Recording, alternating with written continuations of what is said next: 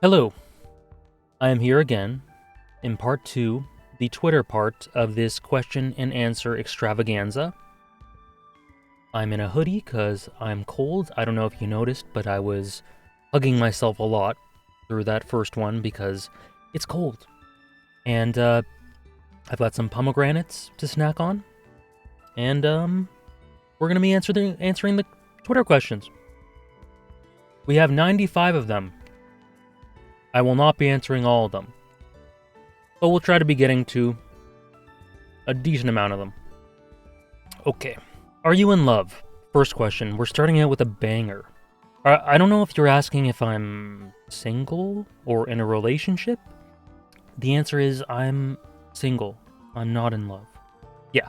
Anyways, thoughts on 86 Second Core so far. So, for anyone not aware, 86 is a relatively recent new anime that's come out. If you're not into seasonals, that's what this is. Again, spoilers. This whole video will have spoilers for everything we're talking about. So I think the 86 Second Core is good. I think it's more or less on par with the first core, which I gave a 7.5 out of 10. I think that it's very interesting in that it zooms in on Shin's perspective and him and his friends who have moved from this world where they were born and bred to fight and be part of this war to a situation where they're basically being pampered and being asked to live this comfortable life that they've never led before, but they've seen others, from the outside peering in, live. And it's interesting to see this group of people who just are not comfortable with that at all. All they know is war. That's their only state of being. They don't know anything else. They cannot transition into anything else because when they're not fighting, they're just uncomfortable.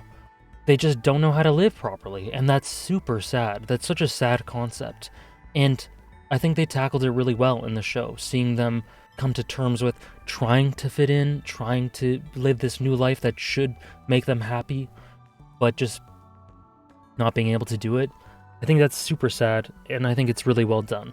The visual storytelling is great. That's probably my favorite thing about it. There's so much care that goes into the direction of this show that it boggles the mind.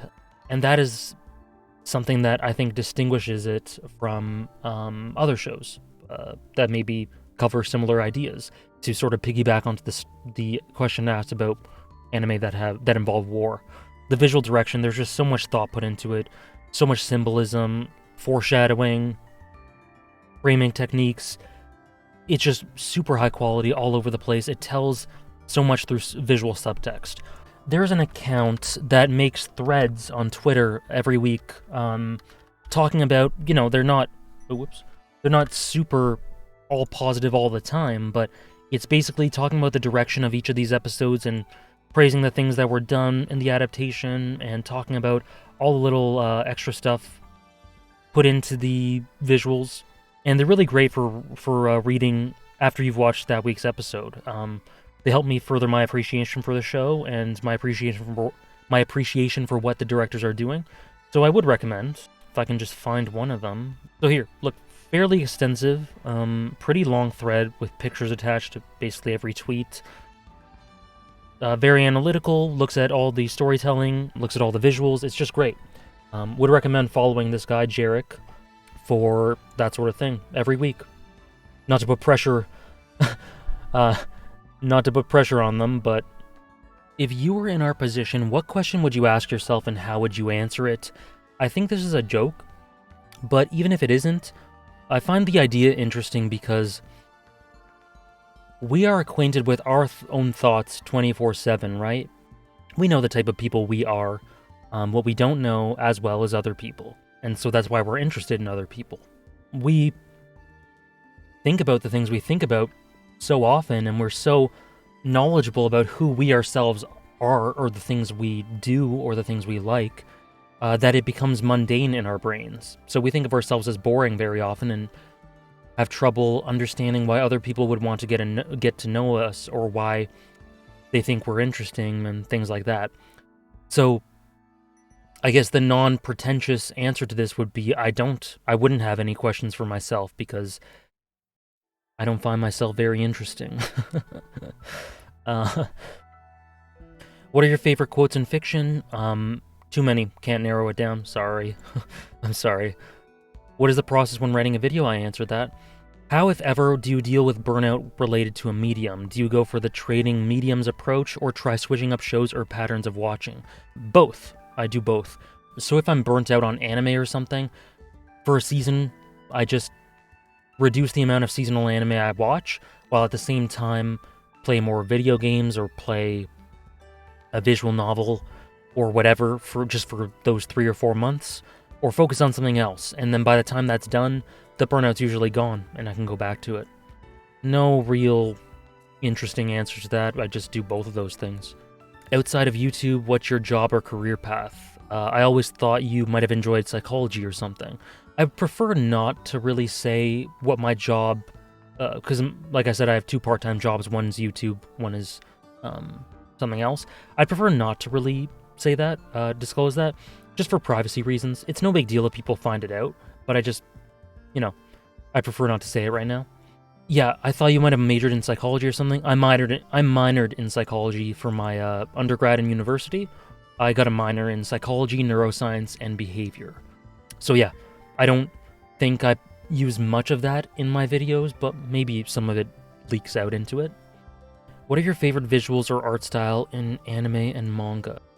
So in terms of general direction and visuals, there are lots of anime that are beautiful on here, but I think in terms of style, let's go with Hoseki no Kuni and Kyoso Giga. Yep, let's go with that. Let's go with those 2. What makes you relate to a character? Have you recognized certain traits you possess in your favorites? So the more time has gone by, the less I've been able to identify that directly with characters, because I think partly because I don't look for relatability that much when it comes to fiction, not as much as I used to 5 or 6 years ago. And I also think I'm less easy, maybe it's just because I'm living as my present self, but I feel like I'm a bit less easy it's a bit less easy for me to relate to any given character at this point in my life. Relatability isn't a big trait that correlates with enjoyability for fiction for me anymore. So there are lots of characters that I used to relate to in the past, and I can see myself or my past self in them, but my present self, it's very rare for me to find someone I relate to. And my favorites, some of them I've been able to relate to, some of them no. There's not much of a correlation there, in all honesty. If you have one, who is your favorite composer in anime and why? I don't really have one. I have a collection of favorites. Yuki Kajura, Sagisu, Yuki Hayashi, of course. Yoshimisa Hirano, I believe his name is, the one who does Death Note and Hunter x Hunter. Yoshihisa Hirano. Sawano, Kota Yamamoto, both excel in Attack on Titan. Yeah, those are a few. How did you get into anime, and what is something you liked about the first set of animes you watched that you still haven't found in most of the others? I don't think the second question really applies, but I got into anime because I think I mentioned this actually, my friends told me to watch Attack on Titan. It just snowballed from there. Thoughts on your relationship with social networks. So I kind of alluded to this before. My relationship with social media, I hope I'm answering this properly, has been to keep it at an arm's length, to not share too much of myself on there, to keep things a bit impersonal. That's been my approach up until now. That's just what I'm comfortable with. But yeah, I'm trying to break out of my comfort zone a little bit now and in the future to expand my horizons and expand the type of content I create. I've had situations where I was uncomfortable with the ways that people interacted with me, and I've kind of repelled myself from putting myself out there because of that, because it's just like, parasocial relationships are a thing, of course. That's a tricky trap to fall into. You don't want to sort of, promote that sort of thing. I don't know, I've had lots of conflicted thoughts on a lot of things that have made me want to keep it at an arm's length, but I want to try from now on to do a bit more. Sort of what I was talking about at the beginning of my first question and answer video. I'm not going to change the way I tweet, because that's just how I interact with Twitter. That's always been me at my most casual and unguarded. but I will change the way I act in my side channel and on streams and that sort of thing. So I think they're very volatile. Positive, can be very negative, and I want to kind of test those waters. Most AJ Core characters, like the ones that are best fitting for your taste, there are kind of two sides to this. There's one type of character who is... Now, of course, this isn't exclusively the characters I love, but this is just a sort of archetype or style of character. There's one type of character who is traditionally unlikable. People tend to not like them for whatever reason, because of their personality, they find them annoying, they find them mean, whatever.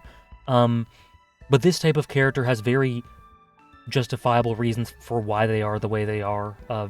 Maybe a backstory, maybe an interesting quirk in their psychology, maybe their upbringing, whatever. And so I really love digging into those sort of characters that are not traditionally likable, but kinda, dualistic in that way, I guess. Someone right off the bat who's like that, I would say Shiapoof from Hunter x Hunter, Washijo from Haikyuu. To explain, I guess, Shiapoof, lots of people think of him as very annoying. They don't like his antics, and that's fair if you find that annoying.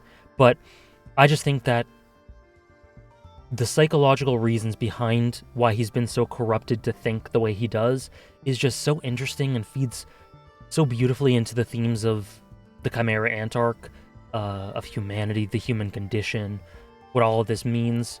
I think it's just beautiful. I think he's just amazing. And so I can't even dislike his dramatics. I think his dramatics are great. I think they're awesome. Why not have a character like that? That's what fiction's for, right? And then Washijo, he's very nasty. People might not want to actually dig into his character as much because he's just a very petty, bitter... His players talk multiple times about how he might have slapped them. They insinuate that he slapped them before, and that's obviously awful. But I think his journey past that, and the reason why he became that way, is just so interesting and real, and his reactions to all of that is just very raw and human, and I've always bought into that. I've bought into that, I've thought it was interesting, and yeah, I think Washijo's great.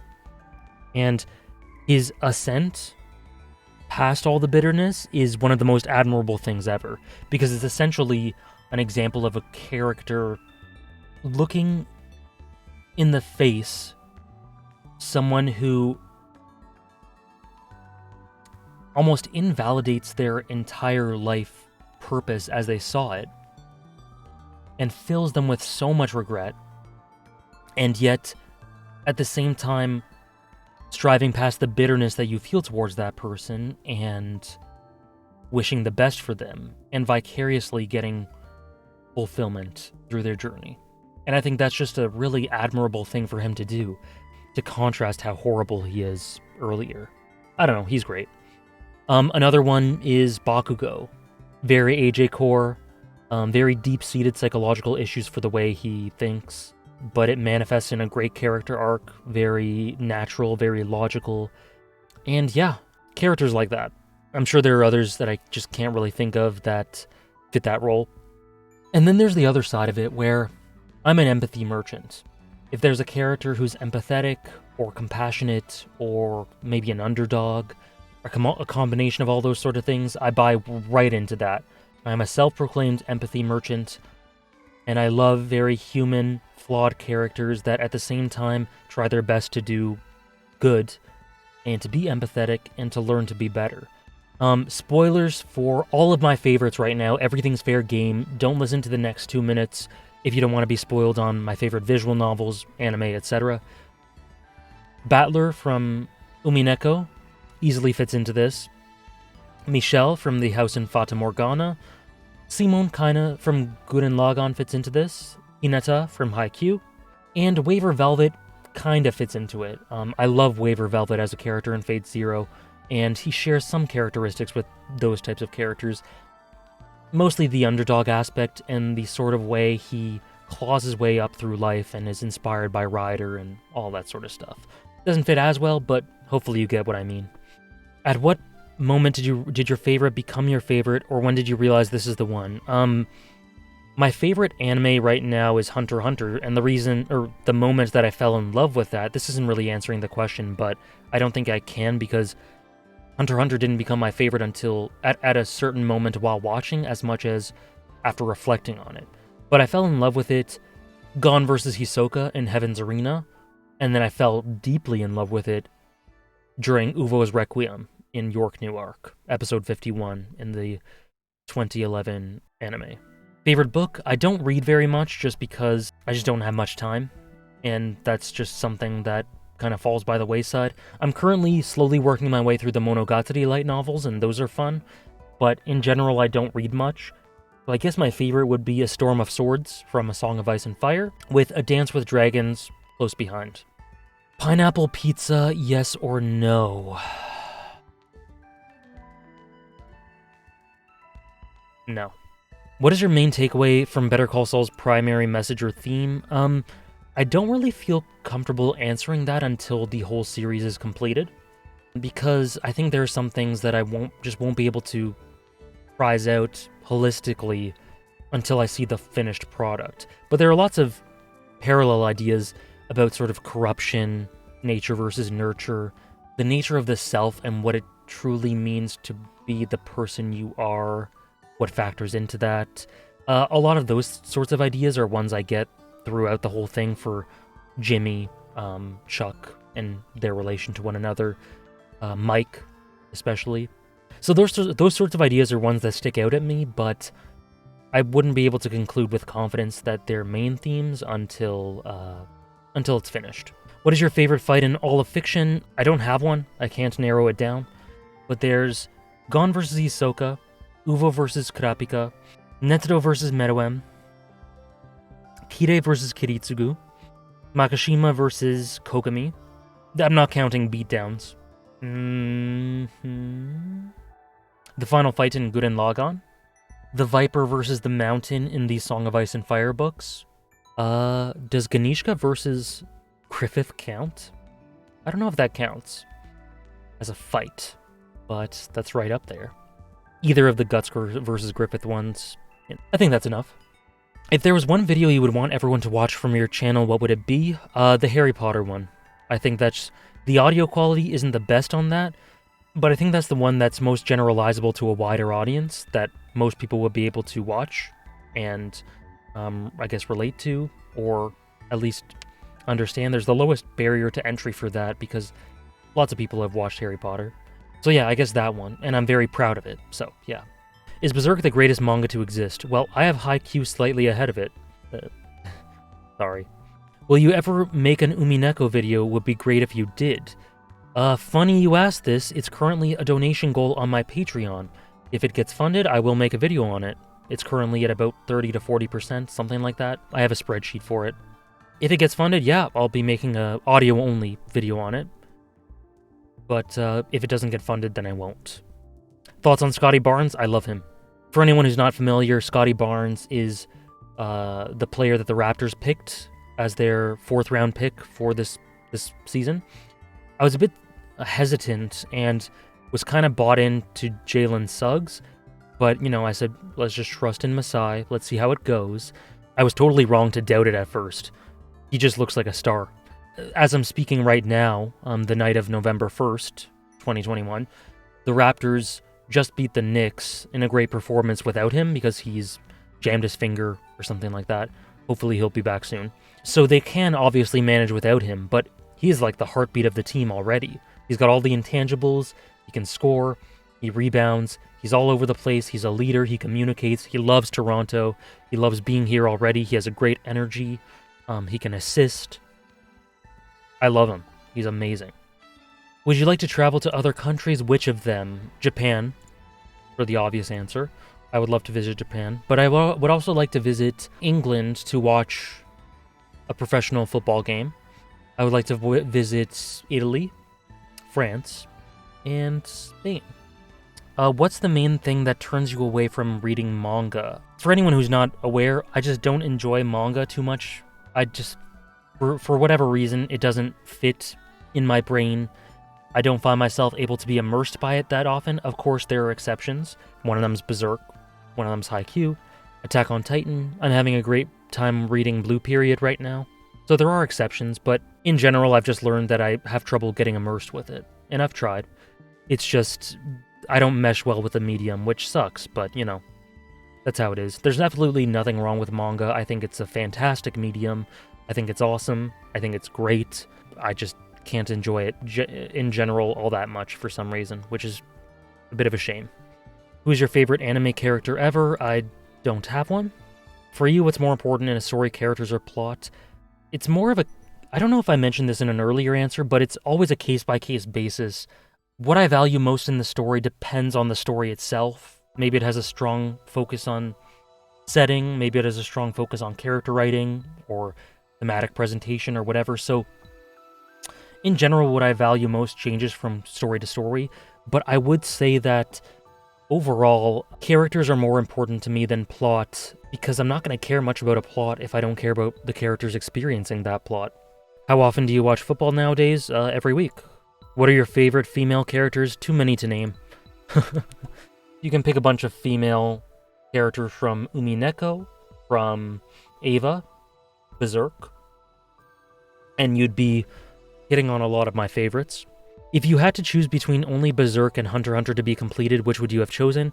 Berserk. Because I mentioned in the earlier question and answer that I'm totally fine if Hunter x Hunter is never completed. I've made peace with that. I think anything, we should look at anything that we get from now on as a bonus. With Berserk, when I finished my reread, I was just sad because you just got the feeling that there was so much more that Miura wanted to say. And the whole twist in 364 just opens up so many possibilities. There's just so much potential there, and it's just sad to see it not be fulfilled and carried out by Miura.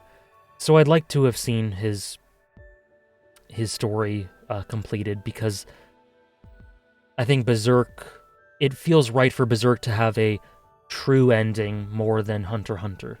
What are things you enjoy besides anime, manga, and visual novels? I think I mentioned this before. Sports, yep. What are your current favorites in Weekly Shonen Jump? I'm currently reading one manga in Weekly Shonen Jump, My Hero Academia. So I guess by default, it's My Hero Academia. Was there ever a time where you seriously considered not creating more content? If so, what motivated you to keep going? Or is there something us viewers might not know about you that you don't mind sharing that would help us understand your content better? So, the first question, no. I don't believe there was ever a time where I considered not creating more content. There were times where I was less motivated and I slowed down, but then there were times where I ramped up again. You know, there are always peaks and valleys. I hope I have the opportunity to continue making content for as long as I can. I hope that I can continue for this to be my part-time job. But a lot of that is up to unknowns. But until then, I'm motivated to keep going just because I get so much joy out of the process, out of creating things, putting them out there, having people enjoy them and react to them and share. That whole thing. So just the process itself is motivation enough. And then, for the second question, I think the reason I make videos is just to have the viewer better connect with the topic or story I'm talking about. That could be through insightful points that they may not have thought about before. It could be through personal anecdotes or personal reflections or stories or whatever. It could be through the way I articulate it, or the way I appeal to emotion, or talk about a character or theme, whatever. My goal is for my videos to act as a conduit for the viewer to better appreciate the story at hand. That is my only goal. If I was able to do that in some way, then I consider it a mission accomplished. So I think maybe with that context in mind, maybe that helps a little bit with better understanding my content. Hopefully. Which series has the most ambitious ending out of everything you've consumed? Evangelion. What's your philosophy for uploading content that's not related to what made you popular? Example, things like Breaking Bad. Does it bother you that it doesn't get much engagement? Are you worried about YouTube throttling the video because it's not related to the rest of your content? The second question, I don't think about any of that. Like I mentioned before, I don't think about the algorithm. I just make videos on whatever, and, you know, if people watch it, great. If the algorithm doesn't do anything with it, whatever, you know. I enjoyed talking about whatever I talked about. And my Breaking Bad videos are some of my most popular videos on the platform, so I guess I lucked out in that way. Hopefully that continues. You know, if you could create your own Nen ability, what would it be? If you make it taking your Nen nature into account, that's even better. Funny enough, I don't think about Nen that often. I think about how it's used as a storytelling tool more than the mechanics of it. So I always forget what Nen type I am, and I always have to take the quiz again. I don't know what my Nen ability would be. I don't really think about these sorts of things. But I guess as a sort of answer to this question, let's take the quiz. Are you very determined to reach your goals?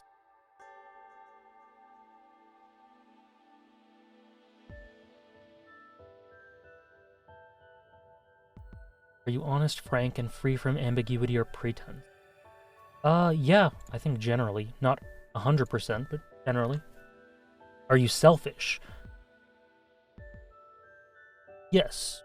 I think I'm pretty selfish. I think you gotta put yourself first for a lot of things. And I do. I think you should always put yourself first. Your own well-being. So, in that way, yeah, I think I am. Are you eccentric or strange in a way that is alluring or entertaining? Maybe a bit? Some people tell me I am. You enjoy pranking and misleading people. Depends on the person. So I'll say yes a bit, but with some people I just don't do it at all. You hide your true self from others. There are some environments I'm in where I feel like I just don't want to give too much of myself away there. I don't want to be too invested in there, so I just back off a little. But in general, I think I'm quite genuine. So I'll say not much. You have a unique personality. I don't know. Are you unpredictable in nature? Not really. Once in a while, not really. Are you usually nervous, anxious, or excited? No. Not at all. I'm rarely ever anxious about much of anything. I'm very relaxed. I used to be. Not anymore. Do you find yourself to be serious? A bit. Again, depends on the environment, but do you often get quick changes in your mood and temper? Once in a while. Are you easily excited or aroused and tend to get very emotional? Kind of similar to the last question a little. Are you inclined to act on impulse rather than thought? I initially want to, but usually I try to hold myself back and then put thought into it. So, are you capable of reasoning clearly and consistently? I think so. Strong desire for success or achievement. I have a strong desire for happiness. And I guess I equate that with success. So yeah. Are you indifferent about most things? I'm indifferent about a lot of things, but I'm very passionate about others, so I don't know. You have an extraordinary ability to attract other people. Romantically? Or just in general? I don't know. A bit? Are you independent or uncommitted to other people? I'm very independent, but I'm not uncommitted to people, so I guess a bit? This is the most wishy-washy survey or quiz ever. They're just gonna go, don't get Nen. You have commitment issues. You have something special that separates you from others. Yeah, I think everyone does. Do you see yourself as a complex person? Yeah. Manipulator. Logical, indifferent, and advances at own pace. You have it all in you. Standing up against you ain't easy stuff for your enemies. You can play with anyone's brain. That's why your aura is manipulative. I think I remember being a conjurer before. Do you have a particular dream Pokemon game? And do you have any particular wishes for what could be in Gen 9? My wish is super normie. It's twofold. Firstly, it's such a normie thing, everyone wishes for this, but to go through every region, give me a 200-hour Pokemon game, go through every region, end with the 9th region in Gen 9 being primarily snow-covered. That would be cool. Make it focused on snow. Obviously, the whole thing can't be snow-covered, but I love snow-covered areas or Arctic or cold areas in video games so much. Make the snow in this 9th region be equivalent to the amount of tropical area there is in Hoenn, for example. And that would be cool. So journey through all the regions. The last one's kind of Arctic. That would be cool. And then refocus and recalibrate and go back to that subtle setting-based storytelling that was such a factor in the first, or in generations 2 to 5. Do that, and that's probably my favorite video game of all time. So it's not a very unique or distinct wish, but that's what it is. Have you ever read the Stormlight Archive by Brandon Sanderson? No, I haven't, but I heard it's really great, and I don't doubt that it's really great. Which of your favorite anime has your favorite atmosphere? Neon Genesis Evangelion. But Steins Gate's very close as well. And Monster. They're both very close. And Beastars, actually. Beastars has a super great atmosphere. Your thoughts on Yaguchi Yatora? He's the main character of Blue Period. I think he's great. He's already who I would consider to be a favorite character. He's not my number one. This is just a collection of 20 of my pool of 500 favorite characters. But he's part of it already, and I'm not even up to date with the manga. He's already in my protagonist mosaic. Where is it? I think I have him at 33. And he's gonna go up, so he's great. What piece of media best reflects your view on the world and life? Holy shit. Okay. I'm gonna name 7 or 8, and then I'm gonna make the decision between all of them about which best reflects it. Hunter x Hunter, Haikyuu, Umineko, The House in Fata Morgana, Final Fantasy IX, Nier, Replicant, and Automata, Run with the Wind, and Neon Genesis Evangelion. Oh, and Showa Roku Rakugo Shinju. And out of all of them, the one that best reflects, all of them reflect things I value very deeply, but the one that best reflects it would be Haikyuu. What are the stories that your mind wanders off to and time again, and you keep thinking about them long after you finished? In general, in my top 100 ranked list that I was just talking about earlier, and my ranked anime in general, the higher up it is in the ranking, the more I think about it. The amount of time I think about a story is huge for how invested I am in it, how much I feel connected to it, just day in, day out, how much I value it, how much I love it. And so, in the rare times where I do fall out of love with stories, I kind of realize that because I just stop thinking about them. It's kind of sad, but that's what's happened to me with Gintama. That's what happened to me with Oregairu. That being an indicator of the fact that I'm falling out of love with something a little bit, as rare as it does happen, tells me that it's huge. There's a big correlation between how high I rank something and how much I find myself thinking about it. Just randomly finding myself thinking about quick characters, concepts, themes, story moments, whatever.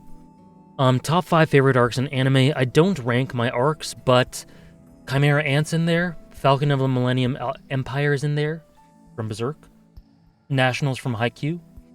And then you can include something like Challenger from Haikyuu, or the Hakone Ekiden from Run with the Wind, or the final arc in Gurren Lagann, or Golden Age, or York New, or Itagi End, Ogi Dark, Koyomi Vamp, Mayoe Jiangshi, Koyomi Reverse, stuff like that. Sodachi arcs as a whole. War for Paradis, Marley, Return to Shiganshina. Just the 3 I mentioned at first, and then take any 2 from those, and there you go. That's the top 5 favorite arcs in anime. Or I guess you said anime, that's anime and manga. What do you think of the Succession War arc so far? I think it's great. I think there's tons of potential. I love a lot of the characters that have been introduced. Oito is huge for Kurapika. Hulkenberg's great. Siriednik, however you pronounce it, is already one of my favorite villains in the series. Beyond Netero, of course. I love the seeds planted with Periston and Jing. I like the Kurapika focus a lot. I like the spider's role in it, how Hisoka's hunted them down. All of that, I think it's all great. The interfamily politics for the Succession War, awesome. The Dark Continent looming on the horizon. It's so complex, so rich, there's so many things going on. It's an amazing, amazing start to an arc. It would be cool if we saw it finished, but again, like I said, it would be a bonus if it did. What are some series you've been looking forward to checking out, and what has held you back from doing so aside from time? Time is the only thing that's really held me back from checking out anything on my plan to watch, but let's see. Let's see. Plan to watch. What are we looking at? I really am interested in Aria the animation. I want to check that out sooner rather than later. This looks cool, the ballroom anime. Beastars, I already know this is going to be great. Chainsaw Man, the anime, I read the manga. I'm super excited for the anime. But that's upcoming, that doesn't count. So none of these that are soon to air count, I guess. Let's see. Odd Taxi has gotten rave reviews, and I watched it, but I just wasn't really in the mood for that sort of tone. So I dropped it, but I plan to revisit it sometime. Pretty soon, I'll get to it. Okay, Yudu Camp is another one I'm looking forward to starting. The Violet Evergarden movie came out a few weeks ago, and I've literally been holding back on watching it because I need to just be ready to cry. I need to dedicate 2.5 hours or 2 hours of an afternoon or evening to just watch it and cry. And I haven't been emotionally ready for that yet, so that's why I haven't watched it. But yeah, and then the other couple I mentioned are ones that I'm really looking forward to. Haruhi Suzumiya as well. But all this is just due to time. That's the only reason. I just have other priorities. How do you decide topics for videos? I think I went over this. It's just essentially, while watching something, there has to be an idea that sticks out at me or makes me emotional or that I feel is powerful. And then I just think, can this go in a video? If it can, I talk about it. That's all. Very simple, very stream of consciousness. What are your thoughts on the Dune saga? Also, could we see more analyses on video games you love in the future? I don't care if it may be more niche, your videos are amazing. Thank you. I know nothing about the Dune saga. And I've been making videos about video games since I started. And I have been consistently doing that. So yeah, of course. That's not going to change. It never has changed. There will be analyses on video games I love in the future for sure. Is Guts the greatest written character in fiction? I wouldn't blame you if you thought so. Guts is life-changing. What series do you consider to be most impactful to your journey through media in your lifetime?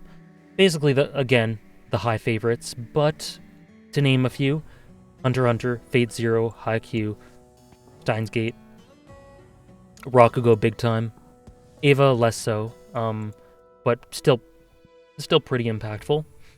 Monster, Attack on Titan, Gurren Lagann, Ping Pong, Run with the Wind, Monogatari a little less so, and then once we get here, they're all impactful, but a bit less so than the ones I just talked about.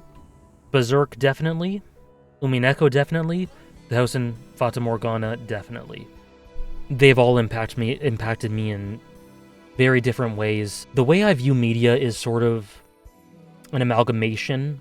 I get different things from each of my favorites, but there are ones that stand above the others a bit more, and that have impacted the way I view life and view things and think about things, and those are the ones that I mentioned. In your opinion, how does Haikyuu stack up against stuff like Berserk, despite being a series that is much smaller in scale?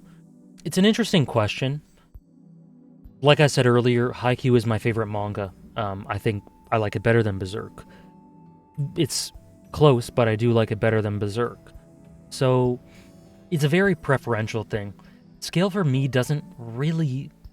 On one hand, Haikyuu kind of grows in scale. By the end, it is much grander than you would assume in the beginning. It starts off as this high school volleyball anime that you think, the farthest this can get is this team winning nationals, which is big, but in comparison to other stories, that isn't that grand. But by the end, it just becomes so much more and builds upon itself and keeps building and building and building and becomes larger than life and says so many things about so many topics that are so much bigger than volleyball, even on a national scale. So on one hand, I do think Haikyuu has a bigger scale than most tend to say, but it's undeniably smaller scale than Berserk. And then that's when it comes to preference. So scale for me isn't a huge deal. For me, it's just about my investment in the story, which can be due to a number of factors. Scale and stakes can be a part of that, but it's not the be-all and end-all. For some people, they just are more invested in things with higher scale and stakes, and that's very understandable. I think Haikyuu is told with just as much storytelling quality as Berserk. It's just not as dramatic, or not as seismic, There are no demons, there's no life or death, there's no eclipse, there are no apocalypse-like events, there are no Cthulhu-esque monsters. So it's written with the same amount of quality, it just focuses it on different things. And for people who have trouble getting into that sort of thing, getting into smaller scale things in comparison to larger scale, they're going to enjoy Berserk more, and that's understandable. Stakes don't really matter that much to me. Scale isn't a huge deal. A lot of my favorite stories are very small scale. So yeah, I think it stacks up very well. Do you consider Kuro to be an antagonist? Kuro from Haikyuu. He is playing on an enemy team, but it's surprising that he isn't in your antagonist collage, so I was curious if you think he is or is not one. I don't consider Kuro to be an antagonist because a huge part of his character arc, arguably the primary part of his character arc, or character, is involved with... No, it's not the primary, but it's a primary part. Is involved with trying to get the Battle of the Garbage Dump to happen. Pushing Karasuno, acting as a mentor not just for his own players, but for Karasuno players, namely Suki, and impacting their lives and pushing them to be better for their own success, not just because he wants to face them in nationals, but because he genuinely wants the best for them. And, above all else, he wants Nekoma's success, obviously. He wants the Battle of the Garbage Dump, obviously, and he wants to win it, obviously. But he also likes members of Karasuno, he enjoys their company, he's friends with them, and he wants them to succeed. So I think he's as much of an ally as an antagonist for Karasuno because of that specific aspect to his character. Whereas people like Enma, Atsumu, Hoshiyumi, Satori, Tendo, Ushijima, they don't do that, They're not really allies for Karasuno in that way. So I feel like they're antagonists while Kuro isn't. That's just the way I think about it. Has there ever been a subpar or mediocre story that you oddly found enjoyable and or emotionally investing, something like a guilty pleasure perhaps? I don't really believe in guilty pleasures, so I think if you enjoy something, say it with your chest. Who cares? You love what you love. You enjoy what you enjoy. But something that would be the best possible answer for this question would be The Room. Tommy Wiseau. The GOAT. Do you think video games have achieved the level of artistry/writing of films, books, music, manga, etc.? Absolutely. I think they did a long time ago. I think they reached that level with the inception of things like Xenogears, Final Fantasy VII, Final Fantasy VI, Chrono Trigger, so the mid to late 90s. I think that's when they became that level, when they achieved that sort of storytelling brilliance. And then it's just progressed from there. So yeah, absolutely. What's the path forward for Man United? Oh no. Oh no. Is there a particular manager or system you feel would fit their personnel best? All I know is Solskjaer is not it. I don't see us winning anything with Solskjaer. I'm very depressed. This is the most depressed I've been, depressed I've been with the team. You know, my life is fine otherwise. I think ever, because even 5 or 6 years ago, we were rebuilding, right? We were rebuilding. You knew that things would take time. Even 2 or 3 years ago, we were rebuilding. Our squad was not very good. Now we have a world-class squad. Of course, it's not perfect. There's a pretty gaping hole in the midfield, but it should be challenging for titles, the way it's made up. And we just don't have a manager who can do that. I have severe doubts about him. I hope I'm proven wrong, and in a year, I look back at this and say, man, was I stupid? But I don't really see that happening. And I think Conte would be a great get, but we decided against doing it, and now he's about to sign with Tottenham as of today. Huge missed opportunity. I wouldn't be surprised if Tottenham finish ahead of United now. I would like to get this guy, actually, Ten Hag. I don't know if that's hopefully that's how you pronounce it. The manager of Ajax. I really buy into everything he does. I think he has a defined identity and philosophy, but I don't think our owners are smart enough to identify him, and I don't know if he'd want to even leave Ajax. So that would be my ideal man for the job, but I have doubts that it would ever happen, and I'm very depressed about my team. What made you change to Falcon of the Millennium Empire as your favorite arc over Golden Age on your Berserk reread? It basically comes down to the strength of the subplots and the side stories. So, I think it can be argued that Golden Age has the highest peaks of Berserk, the Eclipse, Griffith and Guts' relationship, all of that. It's out of this world artistry.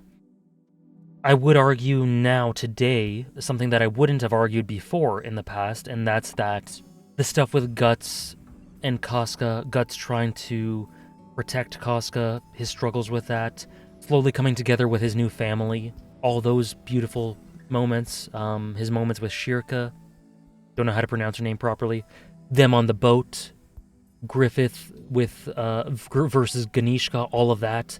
I would say that all of that equals the peaks of Golden Age. I know some won't, but I believe that's roughly equal in quality.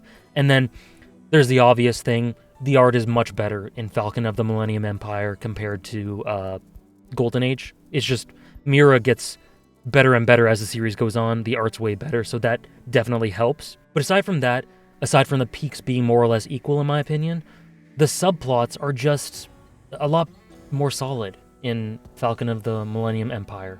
I found them more interesting, I found them more engaging. When rereading Golden Age, I just found that I wasn't as into the political, aristocratic stuff in Wyndham. I think it was in Wyndham. I just didn't find that all that interesting. All the people trying to, go behind Griffith's back and usurp him, it's fine, it's well written, but everything about Falcon of the Millennium Empire, Kliphoth, that's a side, like a little subplot there. Shirka and her upbringing and backstory and relationship with her mentor, her name escapes me. Getting to know Roderick, who I appreciate a lot as a character, Farnese's backstory and her character arc, same with Sir Pico, all of that just all coalesces in itself a lot more cohesively than I think subplots of Golden Age. And also the one-off villains in Golden Age, like Wild, whoever faces Guts during the 100-man fight, which is a great fight. I love that, but I'm just talking about the villain himself. They're just a bit, I don't know, overly cartoonish, not that interesting. And I'm not saying that the fodder in Falcon of the Millennium Empire is super well written or anything other than fodder, but I found that they were much more substantial and meaningful and contributory to the overall arc than the stuff in Golden Age. So yeah, the quality of the subplots, I think, is what makes Falcon of the Millennium Empire stand a bit higher than Golden Age for me. And Shaw has asked me, what qualities stand out to you in a main character and which do you find to be the most endearing? So my answer to this is a non-answer, and she also asked me to explain to the masses my love for Battler. I don't think I'm quite ready to do that, because it's hard to put into words exactly why I love him. I kind of touched on it a bit earlier, hopefully that helps a little. But I can't really answer that right now. Maybe someday. And my non-answer to this, is that the qualities that stand out in a main character differ from story to story. All that really matters to me when ranking my main characters or having favorites is how much they contribute to my overall enjoyment of the series. How responsible are they for it? And how much do I love them as a result? And the way that can be done it's just entirely different from story to story.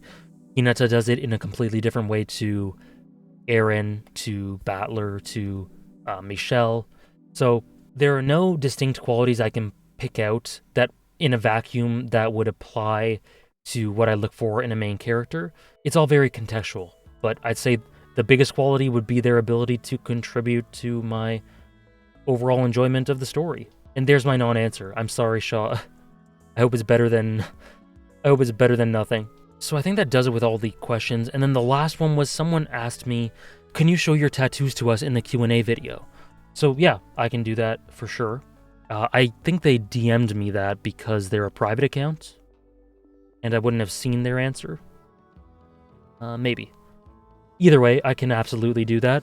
It's kind of cold, but we'll make do. So I mentioned the one on my calf. That's my late dog's footprint. So that's one. I can't really show you that because it's on my leg, but I can show you my right arm. So this is the Manchester United Devil. You can see that pretty well. And this is the first one I ever got. It's been mistaken for Satan worship before. I assure you that's not it. And then on my other shoulder we have this. This is my Hunter x Hunter tattoo. Gon and Jing, it's sort of like a recreation of the scene in 148. Gon and Jing, the World Tree. And then on the bottom, you can't really make it out that well, but it says, enjoy the detour. Yeah, it doesn't come out that well, but it's probably reversed as well. But this is what it looks like. And then I've also got... Sorry, this is in an awkward position. This is the Haikyuu fly banner. So it's the Japanese kanji for fly, Karasuno's banner, with some extra birds here. So yeah, I've got Hunter x Hunter and Haikyuu. And then my last one would be this. So this is... You can kind of make it out. So this is the D for Evangelion. The moon on top of the water. I can bring it up here. And yeah. That's what it is. Now all these anime adjacent tattoos, so there's a lot of meaning behind all of them that apply to different aspects of my life. They're very multi-layered. So I made it so that if I were to suddenly fall out of love with any of these anime, if tomorrow I decided I hate Hunter x Hunter, Haikyuu, and Eva as much as I can't ever see that happening, if I did, they would have other meanings to fall back on. Sorry. Can you tell I've been talking a lot today? So yeah, there are lots of dimensions to them, is, I guess, my point. And yeah, those are my tattoos. Hope that's interesting in some way. You asked for it. And I think that's it. That's my question and answer extravaganza. I've been talking all day. I've done this twice. My throat hurts. I'm gonna have some green tea. Thank you very much for watching. If you made it up to this part, I don't know how. I hope that you learned something that you found valuable in some way. I hope your question was answered. Sorry if I didn't answer some of them, but you know how it is. Thanks for all the questions. Thanks very much. This was pretty valuable, I think, in helping me learn to speak off the cuff, learn to express myself a little bit more, and I think it'll stand me in good stead when it comes to doing more stuff like this and more streaming. So yeah, thanks very much, and see you next time.